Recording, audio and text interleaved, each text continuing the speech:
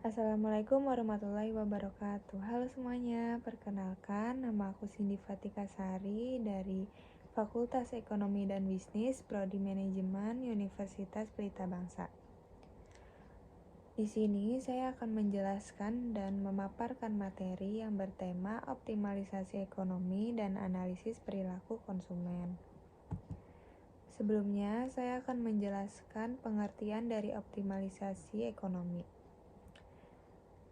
Optimalisasi ekonomi yaitu usaha untuk mencapai tingkat kesejahteraan ekonomi maksimal bagi suatu entitas, baik itu individu, perusahaan, ataupun negara.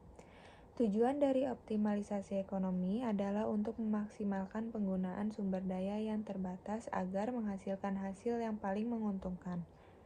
Ini melibatkan pengambilan keputusan yang bijaksana dalam alokasi sumber daya, produksi, distribusi, dan konsumsi barang dan jasa.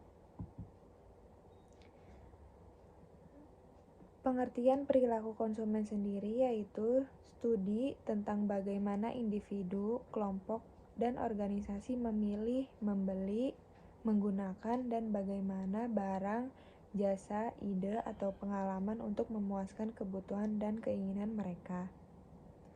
Perilaku konsumen melibatkan berbagai faktor yang mempengaruhi keputusan pembelian, termasuk preferensi pribadi, kebutuhan, preferensi budaya, pengalaman sebelumnya, persepsi merek, harga, promosi, dan faktor lingkungan. Studi perilaku konsumen membantu produsen, pemasar, dan perusahaan untuk memahami pola perilaku konsumen, mengetahui tren pasar, mengembangkan strategi pemasaran yang efektif, serta merancang produk dan layanan yang sesuai dengan kebutuhan dan keinginan konsumen. Faktor-faktor yang mempengaruhi perilaku konsumen. Yang pertama ada kontak informasi.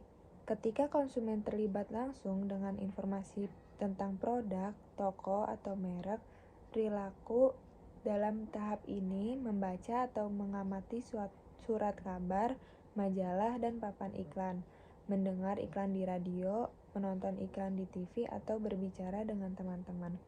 Yang kedua, akses dana.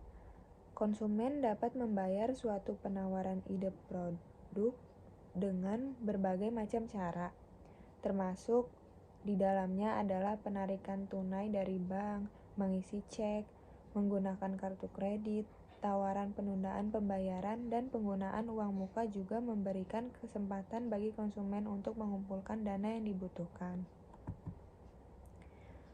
Yang ketiga ada konsumsi.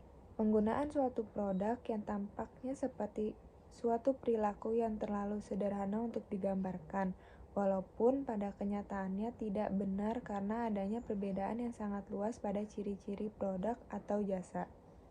Misalnya, perbandingan perilaku khas yang muncul dalam pembelian motor biasanya untuk dikonsumsi atau digunakan dalam tempo atau tenggang waktu tahunan.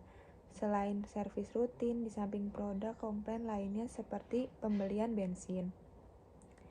Yang keempat, komunikasi. Suatu jenis perilaku yang berupaya ditingkatkan oleh pemasar melibatkan dua sasaran dasar antara lain konsumen yang dapat memberikan informasi pemasaran kepada perusahaan, konsumen potensial lainnya tentang suatu produk dan mendorong mereka untuk membelinya. Selanjutnya ada prinsip-prinsip dasar perilaku konsumen. Yang pertama, kelangkaan dan terbatasnya pendapatan. Adanya kelangkaan ini, pendapatan memaksa orang menentukan pilihan agar pengeluaran senantiasa berada di anggaran yang sudah ditetapkan. Meningkatkan konsumen suatu barang atau jasa harus disertai dengan pengurangan konsumsi pada barang atau jasa yang lain. Selanjutnya, ada konsumen mampu membandingkan biaya dengan manfaat. Jika dua barang memberi manfaat yang sama, konsumen akan memilih yang biayanya lebih kecil. Di sisi lain, bila untuk memperoleh dua jenis barang dibutuhkan biaya yang sama, maka konsumen akan memilih barang yang memberi manfaat lebih besar. Selanjutnya, setiap barang dapat didistribusikan dengan barang lain. Dengan demikian, konsumen dapat memperoleh kepuasan dengan berbagai cara. Yang terakhir, konsumen tunduk terhadap hukum berkurangnya tambahan kepuasan. Semakin banyak jumlah barang yang dikonsumsi, semakin kecil tambahan kepuasan yang dihasilkan. Jika untuk setiap tambahan barang diperlukan sebesar harga barang tersebut, maka konsumen akan berhenti membeli barang tersebut. Manakala manfaat tambahan yang diperolehnya sama besar dengan tambahan biaya yang harus dikeluarkan. Kesimpulannya, konsumen menggunakan pemecahan masalah yang terbatas ketika mereka melakukan sedikit usaha untuk memenuhi kebutuhan tersebut. Hal ini sering dilakukan oleh konsumen ketika membeli suatu produk yang telah mereka gunakan sebelumnya.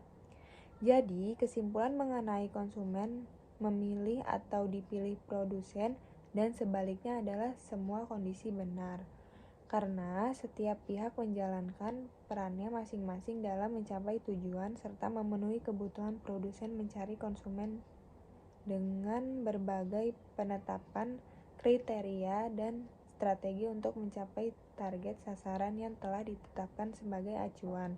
Sedangkan konsumen mencari dan memilih produk terbaik dari suatu produsen yang sesuai dengan kebutuhan, selera, dan pertimbangan faktor-faktor pembelian mereka. Sekian materi yang dapat saya sampaikan, semoga dapat bermanfaat. Terima kasih. Wassalamualaikum warahmatullahi wabarakatuh.